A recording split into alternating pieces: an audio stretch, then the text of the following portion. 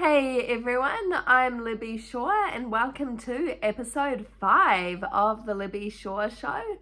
Thanks for tuning in, and if you've watched us before, thanks for returning. So today I'm really just going to be talking about one thing and one thing only, and that is pretty much how the world needs to take a long hard look at itself in the mirror. If you haven't heard the news, of course, the Duke of Wales, Prince William's wife, the Duchess of Wales, Kate Middleton, revealed today that she has a form of cancer and is undergoing chemotherapy. And so that's why she has been absent for the last few months. This does, of course, come after a number of conspiracy theories over the last few months, including that Prince William was having an affair, the possibility that Kate was dead. Yes, that Kate was dead. That was one of the conspiracies. There was another conspiracy that she wanted a divorce and that she was just finalizing the paperwork and finalizing the settlement details. And then, of course, all of these rumors, you're just going to have to ignore my cat in the background.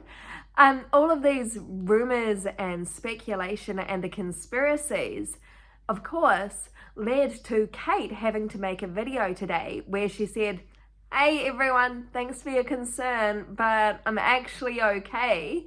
I had surgery in January and now it's been discovered that there was cancer present, so I'm having preventative chemotherapy." Of course, that isn't, you're just going to have to ignore my cat for the rest of this video. I don't think she's going to move. And she likes to hog the spotlight.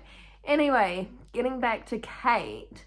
So basically, Kate had to put out this video explaining her private, I'm just going to repeat that for those of you in the back who may not have heard that, her private medical information. Of course, it was revealed earlier in the week that her records had been accessed. So whether or not a media publication, a media company had, somehow managed to get hold of those records, it's anyone's guess.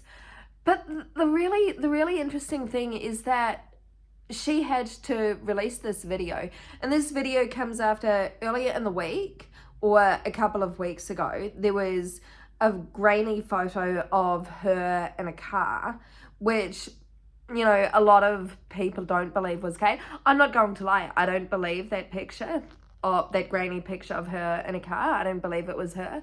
Then there was another photo of her earlier in the week with William, allegedly William, shopping for fresh food.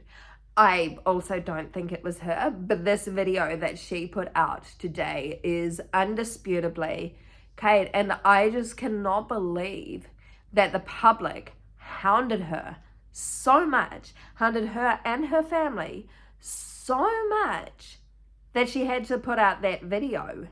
Like, have people learned nothing from what happened with Harry and Meghan in 2020 when they left their official duties as senior royals?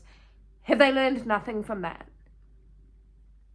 Have the public learned nothing from the fact that Princess Diana was killed in a high-speed car chase, hounded by the paparazzi? Have the public learned nothing? Like, don't get me wrong, okay? Do not get me wrong. Like, I understand that, there's so much reality TV around these days that people probably forget, genuinely, one of two things.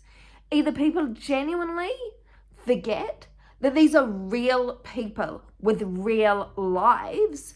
They just see it as like some kind of reality TV show where, people are dehumanized, basically. It's option one. Option two is they just don't care. They just don't care. They just feel entitled to know what's going on with the royal family's personal life. But is it really any of our business? Like, I personally don't think it is. I mean, don't get me wrong. Like, of course, I'm curious. I mean, I'm talking about it. So I'm probably part of the problem because I'm talking about it. You know, it gives video content creators and news organizations, it gives us something to talk about. But I'm just really, really outraged that people bullied the royal family into releasing this video when she should have been at home to recover from her cancer, you know, without feeling the public's pressure. And you could tell, that she was looking sick in her video. You could tell, of course, that she had been made up a little bit, but that she was still unwell. And so what I've seen is, I've seen so many comments online that, oh, her face wouldn't be puffy. Like, there's even speculation that video wasn't her. Like, come on. Seriously? Are you for real? Like, what would the royal family possibly have to gain by saying that she's got cancer? Why would they do that? Of course, this comes after King Charles was diagnosed with cancer in February. So that's like King Charles with cancer, and now the Duchess of Wales, Kate Middleton, with cancer. Of course, she's much younger. She's only 42. And it sounds like they've caught it pretty early. But the other thing that I'm a little bit curious about is, sorry, again, you're just going to have to ignore my cat. The other thing is, why not just be honest from the start?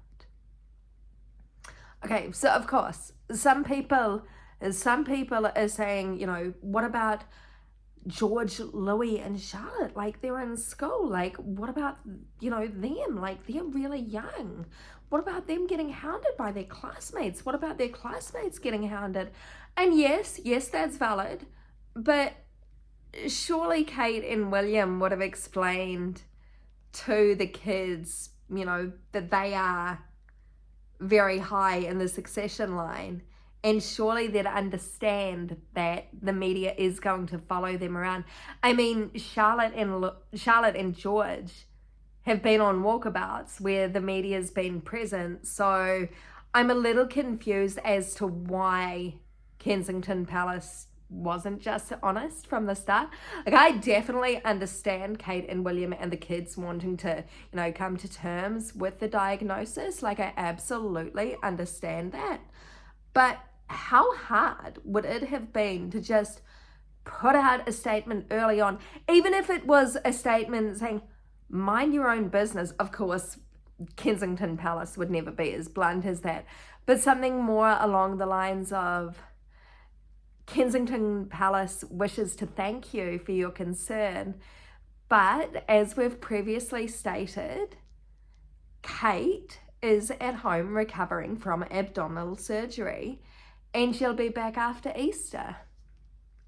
Of course, we now know she's not going to be at one of the Easter services, and that the recovery may take a little bit longer. The other thing, right, is that if, and this, of course, like, I'm not even going to dispute that this is, probably intrusive, but in her video, which was 2 minutes and 15 seconds, Kate said that she gets a lot of joy from her work. And she said that her thoughts were with other people who have experienced cancer, either whether or not they're living with cancer now, or they've recovered from cancer, or cancer won. She said that she, was thinking of them. So surely this would have been a perfect opportunity if you are committed to your work. Surely this would have been a perfect opportunity to talk about the exact type of cancer that it is. And then you could shed light on an important issue and, possibly get, other people to have checks. I mean, we still don't know what cancer King Charles has. It's anyone's guess. We do, of course, know that the late Queen, she died from what I assume, what I've read online, various sources, was bone cancer, that she had bone cancer before she died. So we do know that cancer does run in the royal family. So the other thing I have to ask then on that is, with that in mind, has Prince William been checked for cancer? is he going to have any checkups? Because if you've got the late Queen who had cancer, and to my knowledge, her father, King George, had cancer, and then you've got King Charles with cancer, surely the odds would say that at some point Prince William is going to get cancer, so surely he should also be checked. I mean, has he been checked? Like, that's what I'd be wondering. Because, of course, you know, none of us probably expect King Charles to be reigning king for a very long time. Like, we certainly don't expect him to have 70 years like the Queen. And then that definitely does beg the question, like, is there a risk that, you know, Prince William would also have a short reign? What are your thoughts on this?